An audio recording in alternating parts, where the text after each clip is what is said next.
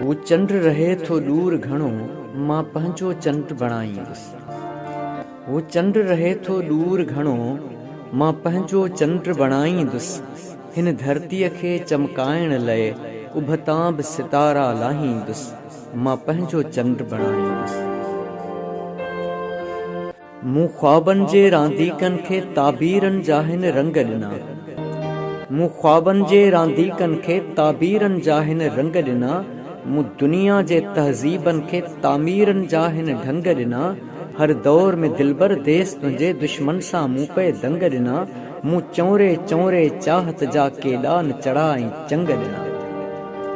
मूं ख्वाबनि जे रांदीकनि खे ताबीरनि जा हिन रंग ॾिना। मूं दुनिया जे तहज़ीबनि खे तामीरनि जा हिन ढंग ॾिना। हर दौर में दिलबर देस तुंहिंजे दुश्मन सां मूं पे दंग ॾिना। मूं चौरे चौरे चाहत जा केॾा न चढ़ा ऐं चंग ॾिना। मां गीत चई ख़ुशहालीअ जा ही नगर नगर झुमाईंदुसि। मां गीत चई ख़ुशहालीअ जा ही नगर नगर झुमाईंदुसि। हू चंड रहे थो दूर घणो, मां पंहिंजो चंड बणाईंदुसि। हिन धरतीअ खे चमकाइण लाइ उभतां बि सितारा लाहींदुसि। मां मज़लूमनि महकूमनि जी का दाह ॿुधी ख़ामोश रहां। मां मज़लूमनि महकूमनि जी का दाह ॿुधी ख़ामोश रहां। राकास करे रां भाट भले, मां पोइ बि पर्दा पोश रहां। मां साकी थियां मैखाने जो, मै नोश रहां मदहोश रहां। भल भूई सॼी पई भींग थिए, मां पोइ बि हमातन गोश रहां। मां मज़लूमनि महकूमनि जी का दाह ॿुधी ख़ामोश रहां। राकास करे रां भाट भली, मां पोइ बि पर्दा पोश रहां। मां साकी थियां मैखाने जो, मै नोश रहां मदहोश रहां। भल भूई सॼी पई भींग थिए, मां पोइ बि हमातन गोश रहां।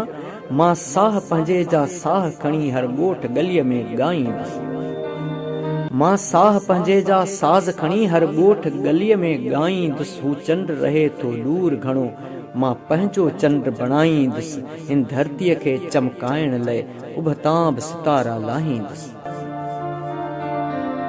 ही जेसीं रतई सत आहे, हर जाबिर ते ललकार आहियां। ही जेसीं रतई सत आहे, हर जाबिर ते ललकार आहियां। हर गासिब ऐं गद्दार मथां हिकु तेज़ तिखी तलवार आहियां। हर हीणे जो हथियार आहियां, हर वासी गन ते वार आहियां। जो सच अमुन जो साथी आ, उन लाइ त प्यार ई प्यार आहियां। ही जेसीं रतई सत आहे, हर जाबिर ते ललकार आहियां। हर गासिब ऐं गद्दार मथां हिकु तेज़ तिखी तलवार आहियां। हर हीणे जो हथियार आहियां ऐं हर वासींग ते वार आहियां। जो सच अमुन जो साथी आ, उन लाइ त प्यार ई प्यार आहियां। ही देस वफ़ा जे गीतनि सां मां स्याल हयात सजाईंदुसि। ही देस वफ़ा जे गीतनि सां मां स्याल हयात सजाईंदुसि। हू चंड रहे थो दूर घणो, मां पंहिंजो चंड बणाईंदुसि। हिन धरतीअ खे चमकाइण लाइ उभतां बि सितारा लाहींदुसि।